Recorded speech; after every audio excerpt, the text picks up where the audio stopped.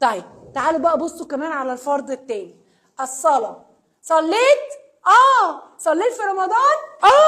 كله طيب تشيك. صلى. حسناتي قد ايه يا رب؟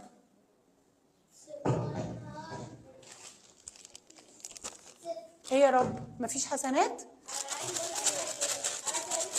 مفيش حسنات خالص يا رب؟ لا. ليه يا رب؟ عملت ايه؟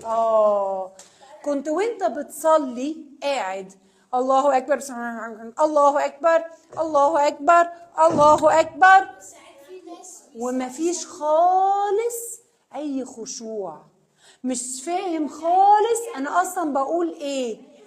خشوع يعني تحسي بانه فعلا انا واقفه دلوقتي، واقفه بين يد الله، ان انا واقفه بصلي ومحتاجه قوي اتكلم مع ربنا. لكن انت بتصلي، لو جيت سالتك بعد الصلاه هو انت قراتي سوره صغيره، كانت السوره القصيره اللي قراتيها كانت ايه؟ مش فاكره. طب انت كنتي في الركعه الثانيه ولا الركعه الثالثه؟ بتلخبط، مش فاكره.